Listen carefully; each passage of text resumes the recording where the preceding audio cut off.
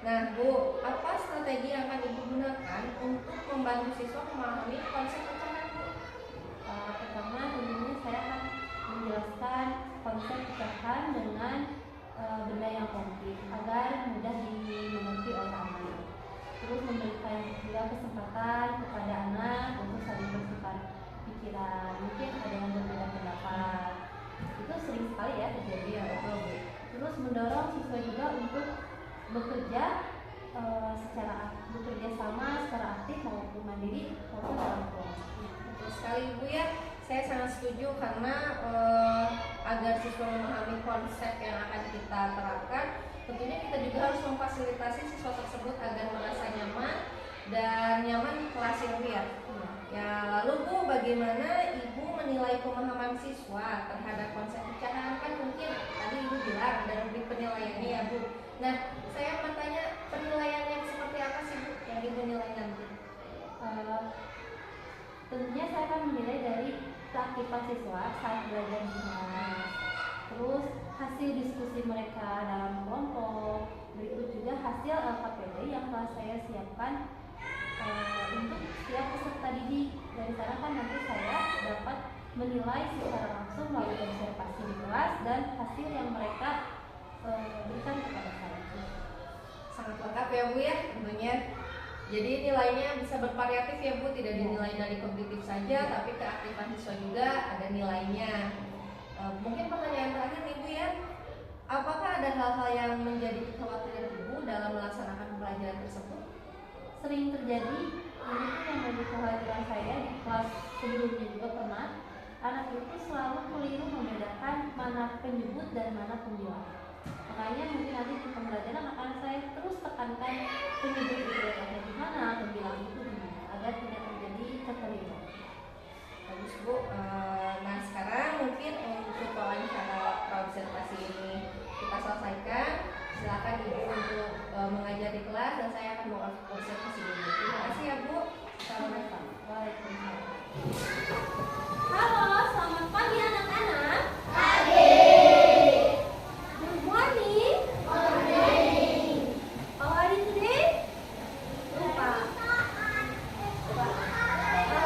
Hari ini hari apa? Hari ini hari apa? Sebelum belajar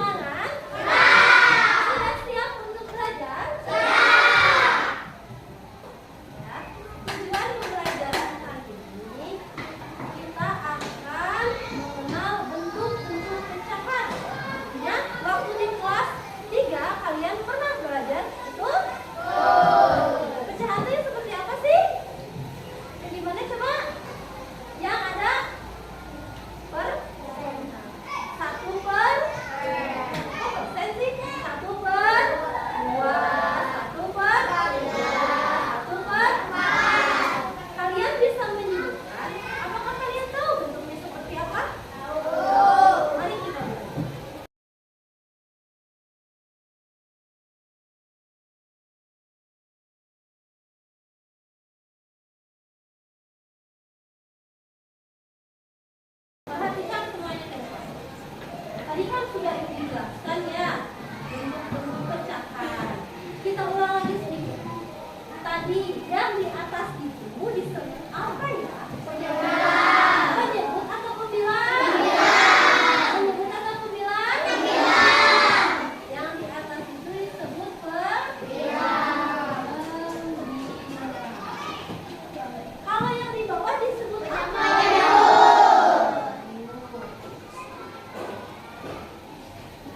Coba, kamu sekarang punya bentuk pecahan. Ini diberi nama pecahan apa ya? Satu,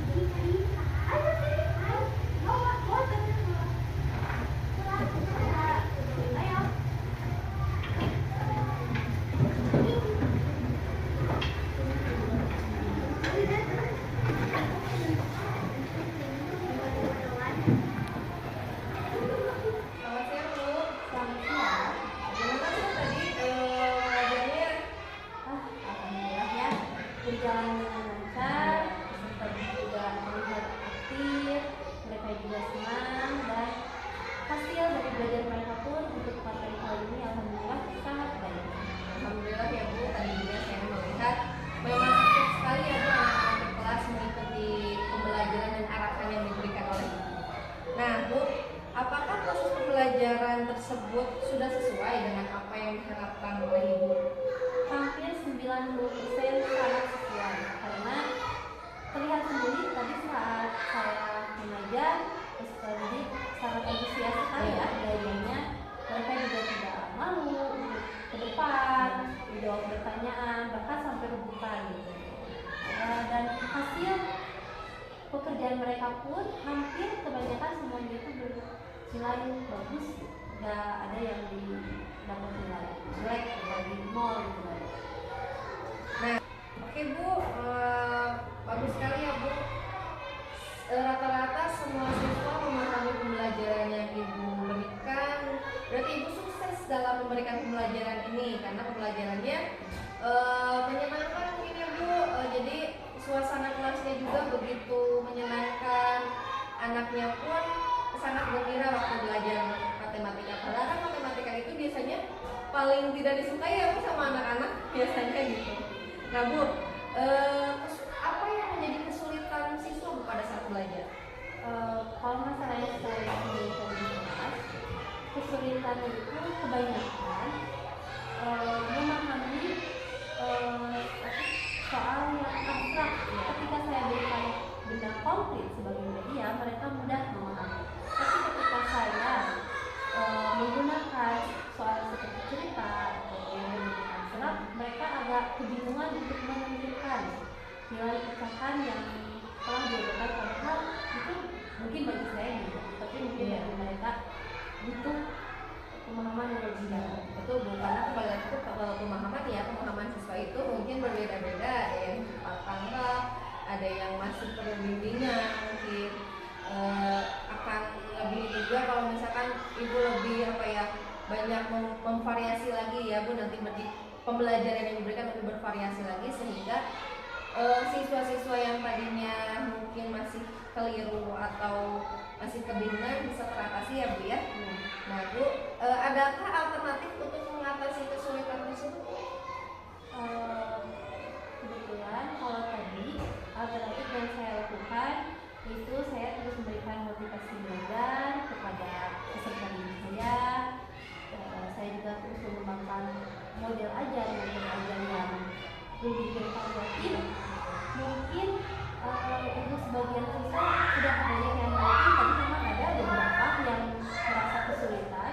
Saya lebih mendekati mereka, memberikan bimbingan secara khusus, lebih detail lagi berbeda dengan teman-temannya, sehingga alhamdulillah tadi dapat terselesaikan.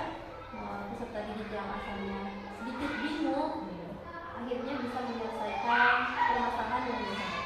Ya, berarti Ibu memberikan bimbingan khusus ya Bu, tadi saya dengar. Bu, kira-kira kalau misalkan nih ada siswa, ada nih salah satu siswa, oh ternyata masih butuh bimbingan, apakah bimbingan itu akan Ibu lakukan secara rutin terus-menerus atau sudah stop saja gitu Bu jangkanya? Untuk materi kali ini Apa untuk kelanjutan ke depannya? Kalau misalkan ada pembelajaran yang siswa kurang mengerti, apakah Ibu akan terus memberikan bimbingan gitu, atau sudah saja gitu? tentunya ya itu sudah kewajiban saya sebagai seorang guru.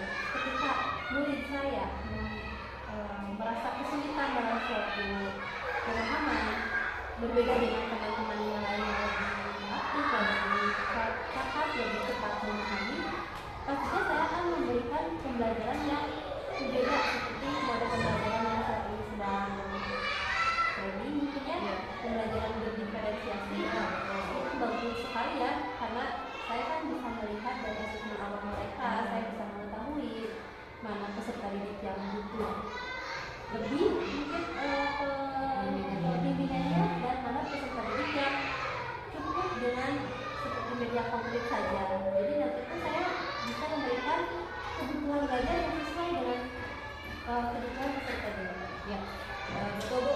Bu, dengan demikian apa yang akan Ibu lakukan untuk pertemuan berikutnya Bu? Sebenarnya saya akan mempertahankan yang sudah bagus. Iya. Saya akan terus mengembangkan proses belajar supaya kelas tetap aktif, suasana belajar menyenangkan, dan peserta didik juga dapat berinteraksi aktif di kelas. Model pembelajaran yang lebih bervariatif lagi agar peserta didik juga tidak bosan ya kalau belajarnya itu terus. Ini juga kebetulan hasil LHPD-nya tadi bisa dilihat Iya. sendiri hasilnya Iya, bagus. Bu. Ada yang sangat. Nah, ini tuh warna-warna kayak gini juga ya. Jadi lebih berwarna, anak-anak kan suka ya Bu, daripada yang terlalu apa? Banyak Iya, tulisan. banyak tulisan terus monoton ke materi, itu juga kurang baik sebetulnya itu. Mungkin saya kira cukup ya Bu. Tadi juga saya melihat observasi di kelas, Ibu melakukan pembelajaran begitu baik, Ibu mengemasnya dengan rapi gitu. Anak-anak pun menyenangkan. Untuk kedepannya saya pikir mudah-mudahan Ibu lebih semangat lagi dan jangan capek-capek ya Bu untuk mencari metode-metode atau strategi pembelajaran yang baru, karena kan kita juga harus mengikuti perkembangan zamannya Bu. Saya cukupkan sekian ya Bu. Apa ada yang ingin ditanyakan? Nanti untuk kedepannya kita mengobrol lagi ya Bu untuk melihat tindak lanjut yang Ibu lakukan di kelas. Terima kasih Bu. Assalamualaikum warahmatullahi wabarakatuh. Waalaikumsalam.